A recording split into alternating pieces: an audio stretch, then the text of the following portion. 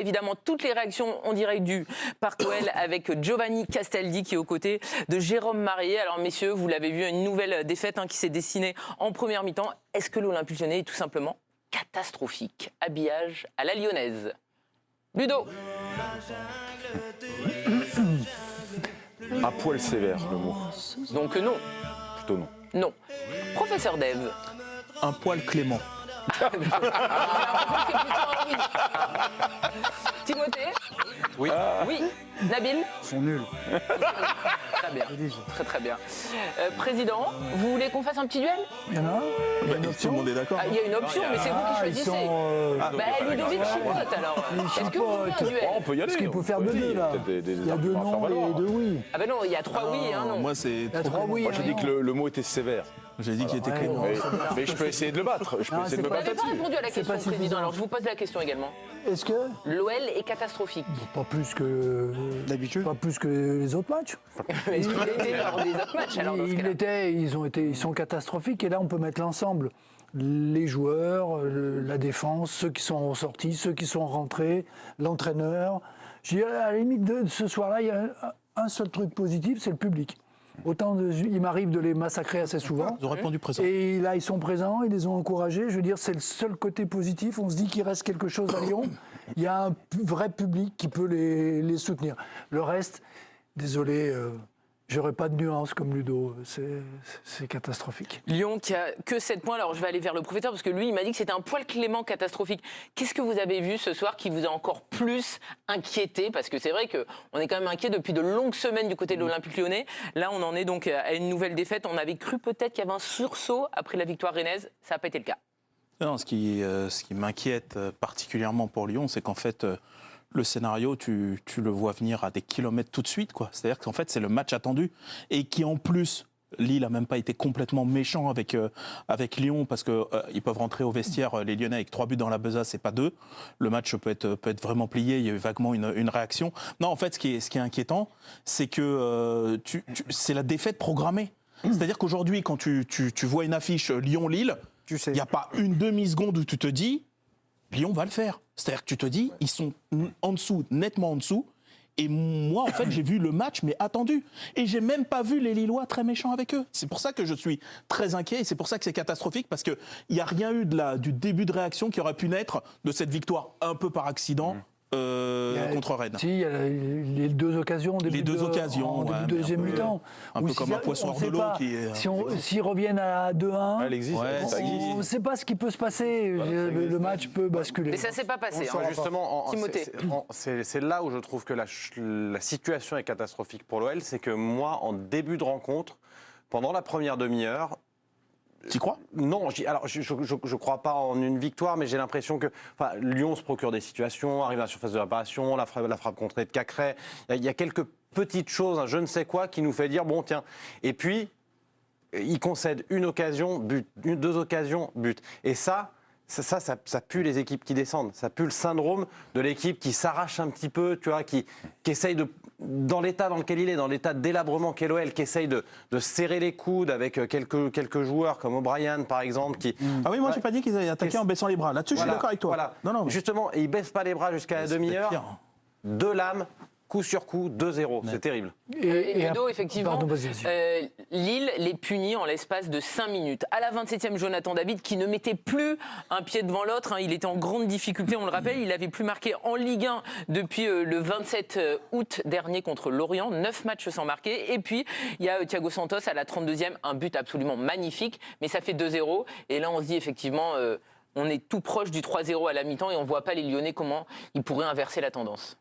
Non, mais enfin, moi j'ai vite vu qu'il y avait une classe d'écart en fait entre ces deux équipes-là, même si ils ont essayé de faire illusion. Et c'est pour ça que je ne vais pas sauter à pieds joints sur l'Olympique Lyonnais. On est déjà tous à même de dire qu'il y a énormément de choses qui ne vont pas. Rien que sur le but dont vous parlez, Karine, vous avez un défenseur central qui monte et l'autre qui veut monter en même temps au mieux de faire la couverture.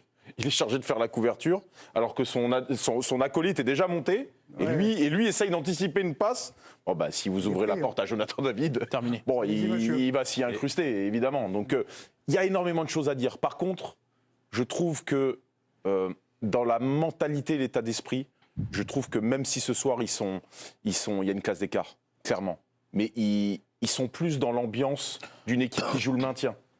Je la trouve moins pathétique dans l'approche, dans l'état d'esprit. Je trouve qu'ils se battent, je trouve qu'ils courent, ils sont pas techniques, ils sont pas, il y a rien. Par contre, et il faut en parler de ces occasions, parce que sur une première mi-temps où tout peut s'effondrer, en deuxième mi-temps ils reviennent, ils ont 3 occasions où ils peuvent essayer peut-être de revenir dans le match. Donc ça, il faut aussi le retenir. On ne peut pas balayer ça comme ça d'un revers de la main. Et moi, je vois une équipe qui, lorsqu'elle joue enfin un jeu d'une équipe qui comprend qu'elle va descendre, c'est-à-dire un jeu direct, elle se crée des occasions. Donc il y a Kadewere sur la balle, le long ballon de 40 mètres qui s'offre un face-à-face. Moreira Junior qui, pareil, sur une longue balle, s'offre un face-à-face. Quand Lyon aura compris qu'ils arrêtent de faire le Brésil, à vouloir ressortir les ballons et à jouer comme une équipe, le Lyon qui est actuellement à mettre des longs ballons, à mettre de la pression second ballon, à essayer de jouer chez l'adversaire, c'est moche, mais ça sera peut-être plus efficace. Ce qu'il y a eu d'extraordinaire, c'est justement au moment où ils étaient bien, l'entraîneur a trouvé le moyen d'enlever Kadewere pour mettre un défenseur central. Il est un peu perdu, Fabio. Kadewere est sorti la 64e, c'est Lovren qui est entré. On a été assez surpris par ce changement. C'est Lovren qui décide de rentrer, en fait. C'est bien comprendre comment ça se passe. C'est ça. Lovren, il a regardé, il lui a dit, maintenant, il faut que je joue. Nabil, on parlera effectivement des choix de Grosso, parce que les questions se posent, mais par rapport au match, qu'est-ce que vous avez vu un Lyon J'ai bien aimé Lille, moi. Comment ? J'ai bien aimé Lille. Ben on va en parler de Lille, bien sûr. On parlera peut-être de la possibilité d'accrocher le podium. Ils sont tout près du podium. Mais Lyon, parce que c'est Lyon quand même qui inquiète plus que jamais. Ils pouvaient être 17e, ils restent dernier. 7 points en 12 journées, 2 buts encaissés, 0 marqué. Ça fait quand même beaucoup. J'ai vu un copier-coller de toutes leurs défaites. Maintenant, une victoire, pour eux, c'est un événement. C'est toujours la même histoire depuis un moment. Ma compo m'a tué. Toujours, déjà, l'événement à Lyon, t'attends de savoir. C'est pas un groupe uni, il n'y a pas de cohésion, il n'y a pas une équipe qui se dégage, qui est prête pour aller au combat et pour essayer de sauver le club. Déjà, avant le début du match, les questions, tu te poses toujours les mêmes questions. Est-ce que Cherki va être sur le terrain? Est-ce que maintenant Lacazette va être sur le terrain? Prochain coup, peut-être que ça sera Lopez.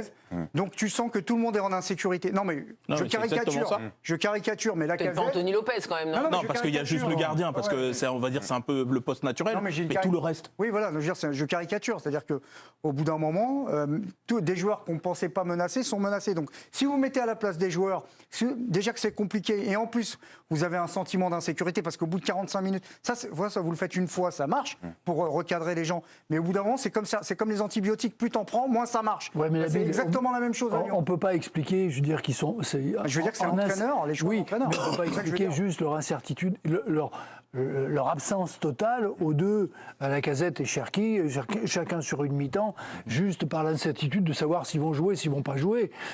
On attend autre chose. Non, bien sûr, mais ils sont mauvais. L'entraîneur en plus, honnêtement... Non, mais l'environnement, il est enfin, je veux dire, rien n'est...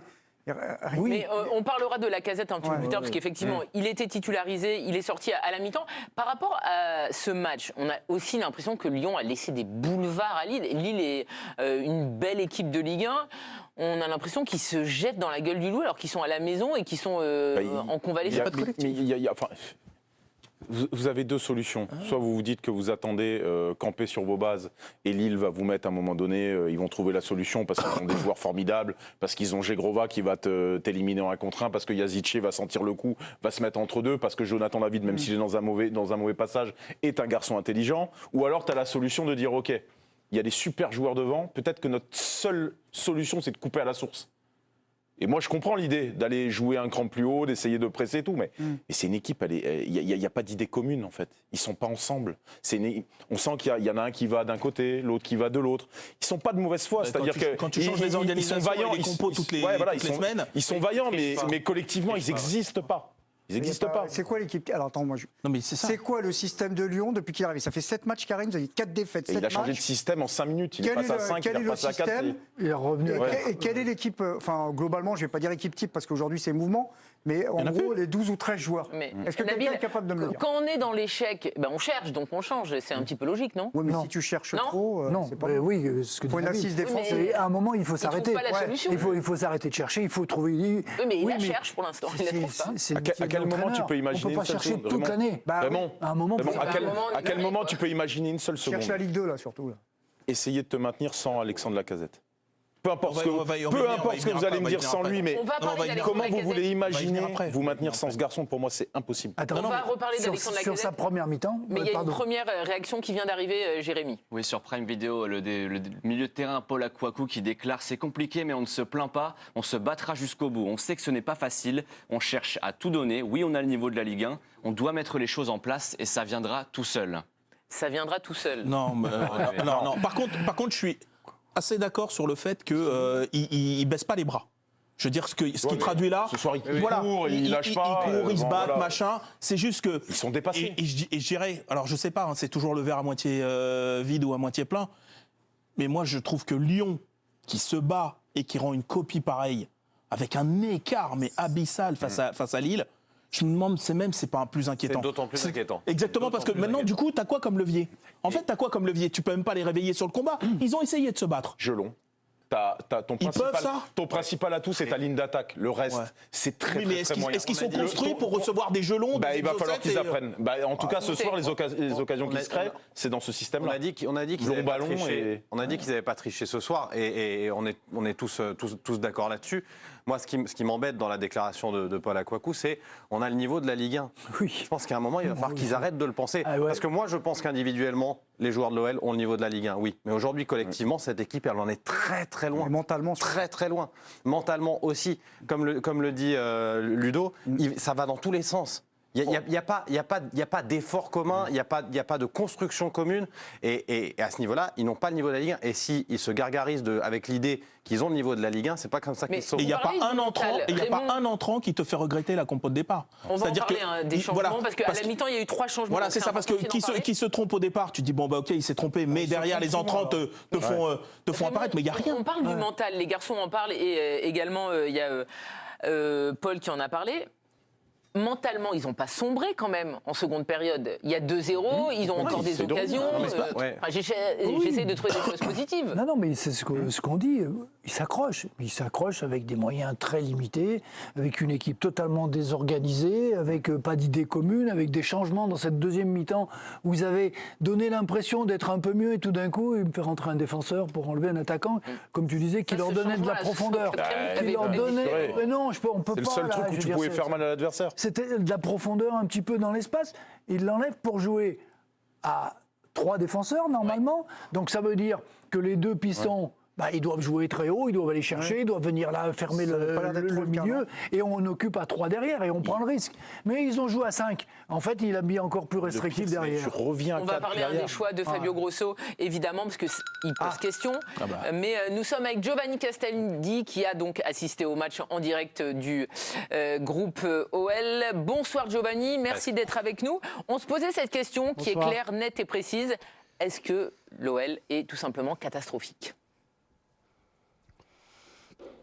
Oui, ça fait une palanquée de semaines qui sont catastrophiques. Voilà, il y a une classe, voire 2 classes d'écart.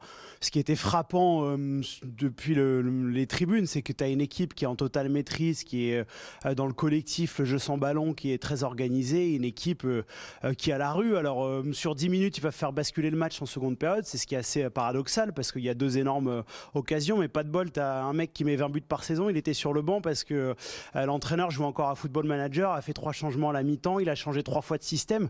Donc en fait, c'est-à-dire que Fabio Grosso, il a l'air paumé, les joueurs sont paumés, t'en as 2-3 qui individuellement essayent de mettre de la bonne volonté, mais tout est désorganisé. C'est à l'image de leur pressing où ça va jamais dans le bon sens. Enfin bon, il y a absolument rien qui va, et puis le niveau technique, il est faible, il est pathétique. Le seul truc que je voudrais souligner ce soir, c'est que je tire souvent sur les supporters, mais je trouve que ce soir, au Groupama et Stadium, les supporters de OL ont été plutôt dignes, ils ont encouragé leur équipe, alors que franchement, il y avait de quoi siffler, conspuer, il n'y a même pas une énorme bronca à la fin de la rencontre, c'est les seuls qui étaient à peu près au niveau. Merci Il beaucoup, confirme Giovanni. ce que j'ai dit. Vous avez vu, vous êtes Bravo, d'accord, c'est beau. On était d'accord. C'est le début d'une belle Connecté au histoire. peuple lyonnais. C'est incroyable. Raymond Domenech et Giovanni Castaldi sont d'accord, c'est beau. Vous restez évidemment avec nous, vous pouvez intervenir, et puis vous attendez donc les réactions des 2 entraîneurs.